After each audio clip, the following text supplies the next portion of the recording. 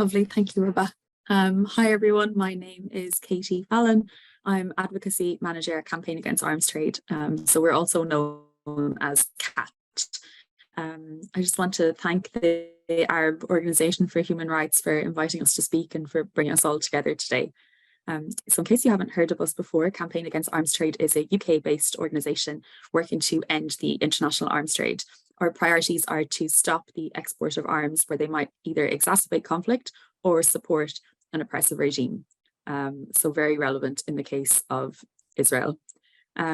Firstly, I just want to express my solidarity and my love to the Palestinian people. The latest round of bombardments last week and the suffering, loss and displacement, it's very difficult to think about it, let alone even experience it. And the strength that is shown by Palestinian people, I think, remains a source of inspiration for me and for all of us at CAT, and is a call to action for us to demand that our governments take action. So Israel is using military force to maintain a blockade of Gaza and further its occupation of the West Bank that are illegal under international law. In enforcing this occupation, it's consistently used disproportionate force, targeted civilians, used weapons that fail to distinguish between civilians and combatants, and furthermore engaged in collective punishment of civilian populations. The Israeli military is one of the most powerful in the world. Its Iron Dome defense system has a success rate of 90% when it comes to intercepting rockets, and it's backed by an advanced and increasingly high-tech arms industry.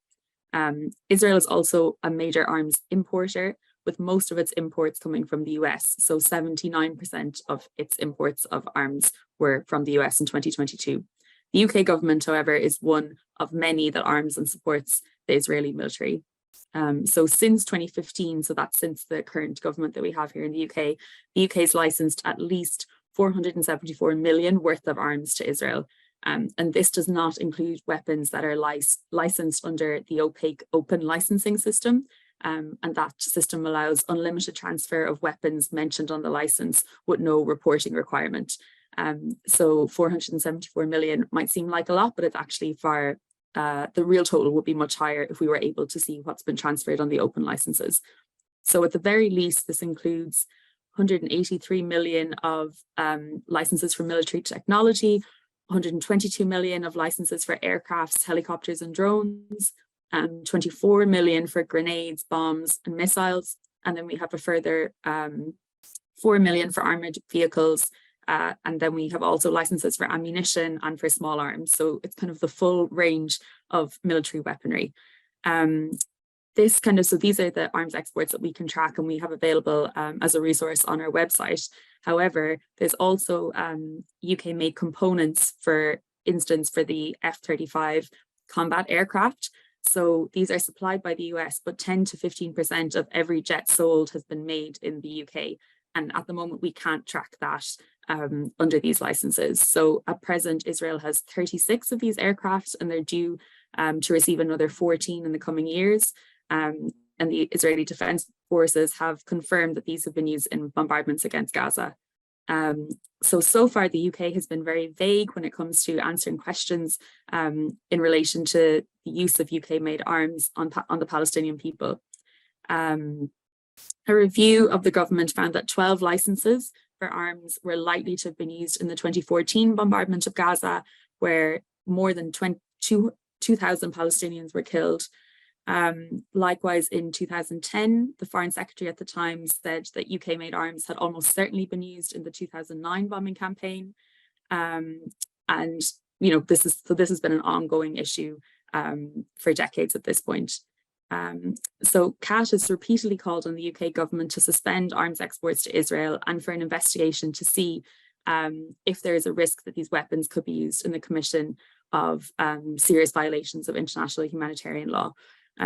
So that call for an investigation specifically refers to UK arms export regulations. So there are regulations in place that are supposed to prevent exports in these types of situations. I'll just give you some examples of the kinds of things that are supposed to prevent a license being granted. For instance, the government should not grant a license if it determines there's a clear risk that the items might be used to commit internal repression. They are also not to be exported if there's a serious risk that they'll be used in the facilitation or violation of international humanitarian law. Furthermore, they are supposed to take into account whether the recipient of the arms has in the past or looks likely in the future to have threatened to pursue by means of force a claim against the territory of another country. So I think it's very clear that all of these apply in the case of Israel's military campaign and occupation against Palestine and the Palestinian people. One of the reasons why these rules are basically being circumvented is because of the UK military, economic and political relationship with Israel.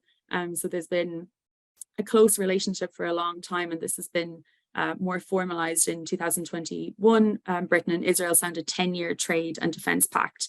And to kind of quote the government press release at the time, it aims to transform the relationship between the two countries into an even closer partnership by formally agreeing a new strategic plan for the next decade. And this is going to cover cyber, tech, trade, and defense. So that's, I guess, one means by which arms exports can continue to be transferred, even though there's regulation in UK law that should prevent this.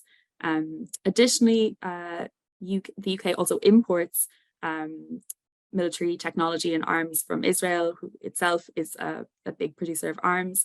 Much of this technology is marketed as battle proven, which is a disgusting euphemism for having said that it's been used on Palestinians. This also includes drones, which have been provided to the UK Ministry of Defence through Elbit Systems and Thales UK, and that contract was for 800 million. These drones have also been used in the UK's border security as part of the government's campaign to demonise refugees crossing the channel. And even for arms where that may be components rather than the full thing itself, like the full fighter jet or a bomb, all of the same export control regulations should apply. So just because it's a component in a fighter jet doesn't mean there's any more leniency. However, in practice, the government managed to get around this. So yeah, I'd just like to finish by re-emphasising that CAT has repeatedly called for a two-way embargo and for the UK to end both arms sales and military support for the Israeli forces, which includes training and military alliances, and for an investigation into the likelihood of UK arms being used on Palestine. Thank you. Yeah, thank you so much, Katie. That was very informative. I just have one question about the campaigns now by pro-Palestinian groups like Palestine Action, if you've heard of what they're doing now in terms of shutting down Al-Bayt. Do you feel like these are effective strategies to maybe prevent the UK government from selling arms to Israel, or maybe prevent the amount of weapons that go to the Israeli state and Israeli army?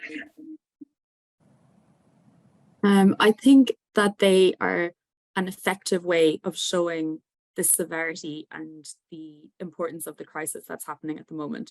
So I suppose while the resistance to the occupation gathers force, not just in the occupied territories, but elsewhere, like in the UK, we see the government basically ratcheting up its alliance with Israel and kind of like digging deeper. So it's very difficult to get the government to stop without having done an investigation that proves that the regulations have been violated. However, those campaigns have managed to shut down an Elbit factory. They have drawn a huge amount of attention and increased the public awareness, and all of that goes to building accountability. So in that sense, yes, they've been like a really important action on the landscape here in the UK.